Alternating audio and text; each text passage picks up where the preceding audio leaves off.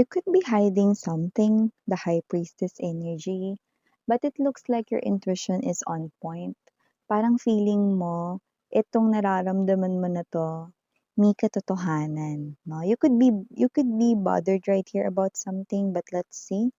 I do believe that this is something here na hindi mo pa shine-share with other people.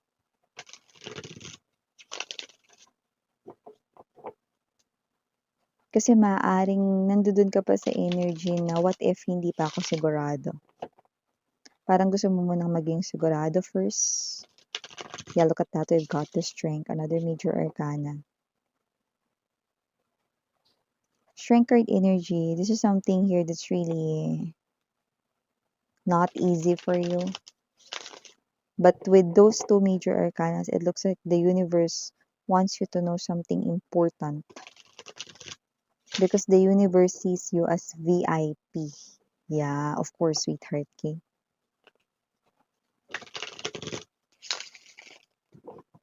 Alright. Let us see more.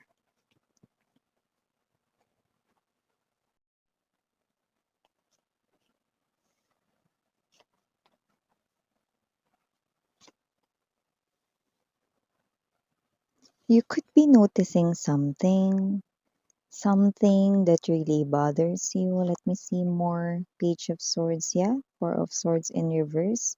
This is the energy here of someone na parang may bumabagabag sa'yo. No, hindi ka masyado makatulog dito, but you're trying to fight this kasi maaaring feeling mo ito ay nasa isip mo lang, it's just in your thoughts, maybe you feel like parang pinapalakas mo yung loob mo dito, sinasabi mo na, "Hindi, naiisip ko lang 'to kasi masyadong malawak yung imahinasyon ko. Naiisip ko lang 'to kasi ganito, ganyan, pero it's not real. Hindi totoo yung naiisip ko." Yun 'no?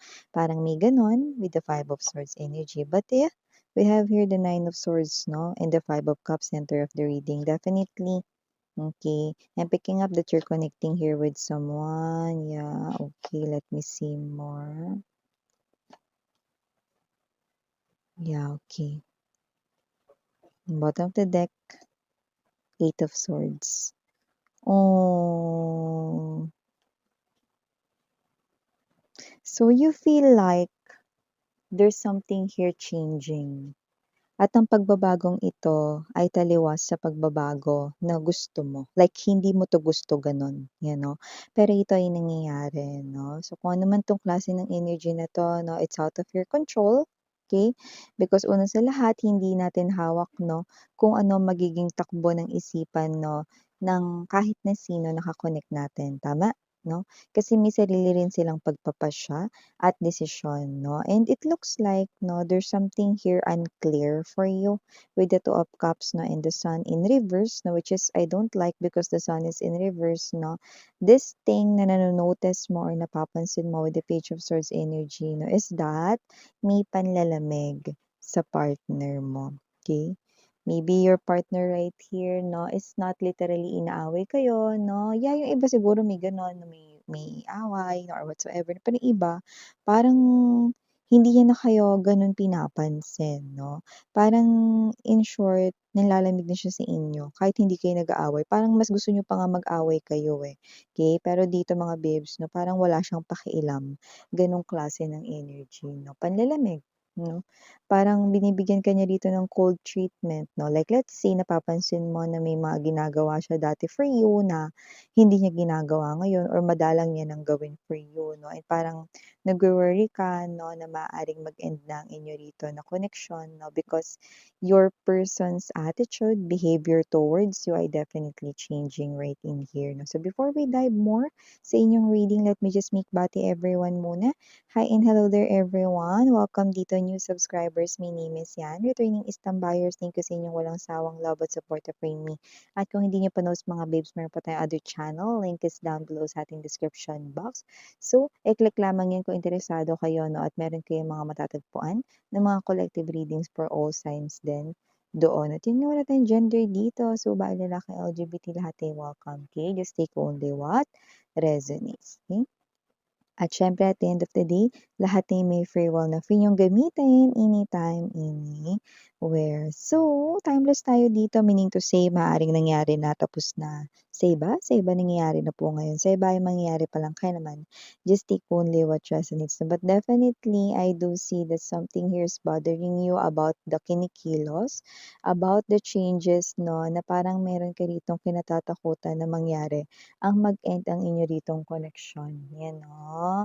So I think you're connecting here with your boyfriend, your girlfriend, someone you're in connection with, you're in relationship with, no others. This could be your husband, your wife right in here. LGBTQs, of course, welcome din kayo. No? Kaya naman, kung sino man tong energy na to, yeah, hearing that song. Hanggang dito na lang, kung tunay ang paalam, wag ka nang magparamdam dahil humihirap lang. So yeah, definitely, no? With this very strong Five of Cups energy, Nine of Swords right in here, no? Parang ikaw ito, no, na kung talagang magtatapos yung relationship naming dalawa, sana miss yan, wag na lang siyang magbabay sa'kin. Sana wag niya na lang akong diretsahin. Sana umalis na lang siya bigla, sana hindi na siya magsabi kasi parang feeling ko, Five of Cups energy, mas malulungkot ako at mas masasaktan ako. Three of Swords, Nine of Swords energy. Yan, no? So, I do believe, mga mahal, no, na maaaring kayo ito, no, na posibleng you feel like, no, your relationship or your connection with your person who loves you so much, no, dati, okay, and you love this person here so much, okay, which is I do believe, no, na talagang mahal na mahal mo pa rin siya. I do sense that this is you, this is out of your control. This is something here na ayaw mo na klase ng pagbabago sa loob ng inyong relationship, no? Pero alam mo yung energy na parang wala na akong magagawa dito, kailangan ko na lamang 'tong i-let go, hayaan, yan 'no. So, kung ano man 'tong bagay na 'to, this is something here that is also weighing heavily para sa'kin. Pero sana 'wag na lang siyang magbabay. Sana 'wag na lang siyang magpaalam 'no. Parang yun na lang yung kagustuhan mo dito, yung little wish mo with the Nine of Cups energy, Eight of Cups 'no. Sa isip mo parang mas kaya mo rito 'no, na tanggapin 'no, na parang one day wala na lang siya. Hindi siya nagsabi, hindi niya sabihin, parang natatakot kasing iba sa inyo with the swords dito, Seven of Swords na Three of Swords 'no. Ayaw niyong marinig yung salitang, kailangan ko ng umalis sa relationship natin kasi hindi na kita mahal. Those words, you do not want to hear those words. Kaya mas mabuti na lang, miss yan, na wag na siyang magsabi sa akin kung aalis siya, kung iiwan niya ako, kung aabandonahin niya ako. Kasi mas masasaktan ako or mas mahihirapan ako kung sasabihin niya ito sa akin. You know? So, may energy ka rin dito mga babes, no, na parang kayo ito na possible na um, maaari ninyong i-blame ang inyong self 'no, because of this, separation or this breakup 'no, kung bakit hindi ito nagpatuloy 'no. But then again, this is what's happening, this is what's going on right in here 'no. So I do believe 'no, na kung sino man 'tong energy na 'to naka-connect ninyo 'no, I think this person here is making you feel like parang malapit na talagang mag-end, malapit na talaga siyang makipag-break sa inyo, malapit na talaga kayong mag-separate nito for good 'no.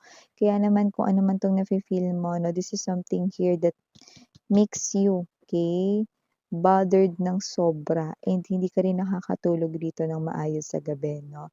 Hindi ka rin dito na parang kumakalma with the Four of Swords, in reverse 'no. You're trying to fight this kind of feeling and you are not accepting sana this type of situation, but you feel like it's really the end of your connection 'no. And nakita ko kayo dito, you could be trying to look and find for answers. Hermit, Three of Swords energy, okay, of why is this thing happening? Parang naki-question niyo rin 'no? Puwede pala na yung isang klase ng dating masaya at akala mong matibay na relasyon, puwede palang mabuwag din someday 'no? At ito na nga yun 'no? fear creeps in sa inyo rito 'no, na energy. That's why you're feeling this kind of energy na kung wala na lang din naman akong magagawa to save our relationship because ayaw niya na, sana hindi na lang siya magpaalam, 'yan 'no. Pero kung papayo ko sa kanya, sana kung hindi siya magpapaalam, 'wag niyang dalhin yung ref. 'Wag niyang dalhin yung TV, 'yan 'no, or kahit ano pang appliances, 'yan 'no, kasi magagamit niyo 'yun 'di ba sa bahay ninyo, 'yan na. Ayan 'no, pinapasaya ko na kayo mga babes 'no, kasi nakita ko dito very sad talaga kayo, 'di ba? Ay naku 'no, ikapin natin 'yan 'no, tara lumabas tayo at magkape tayo sweetheart 'no. Kasi kung sino man 'tong energy na 'to 'no, you're right, this person here is really giving you a cold shoulder. Others hindi dahil kaya siya nanlalamig kasi may iba siya, yung iba siguro yes, pero yung iba kasi dito wala namang iba pero parang, alam mo yung parang unti-unti kasing parang naglalaho yung love nila for you 'no. Well, kung sino man ito hindi ko kasi nakikita na siya talaga yung for you guys. That's why your, relationship 'no keeps on tumbling down because this, connection 'no isn't meant to last. I know that's something here that's hard for you to believe 'no, because you're trying to fight this 'no, love connection, relationship 'no, with this person. However, this person keeps on moving away from you. Kasi kahit siya hindi niya naiintindihan, but the energy is ganyan. It is because he or she is not your, right person 'no. Hindi siya yung icing sa ibabaw ng cupcake mo. Siya na ba si Mr. Right? Siya na bang love of your life? So, kung sino man 'tong energy na 'to, na sabi ng Pussycat Dolls 'no, at ni Kim 'no, Chu. Kaya naman mga babes 'no, kung sino man 'tong mga energies na nahahagip natin dito, okay, you need to let go of this person here 'no. But I know this is something here that's hurt. Maybe ka-karmic partner niyo ito na lumalabas dito 'no, and nakita ko dito mga babes na kung sino man 'to 'no, okay, parang you're gonna learn this 'no, in a hard way or difficult way. However, okay, I'm seeing that because of this, mas magiging malakas ka, mas magiging matapang ka, at mas magiging mature ka 'no. Kaya kapag dumating na yung tamang tao para sa'yo 'no, dun mo na talaga parang mararamdaman na ito na talaga yun 'no. Mas matapang ka na, mas alam mo na yung gagawin 'no, at mas malakas ka na humarap sa mga paparating na mga pagsubok, tama?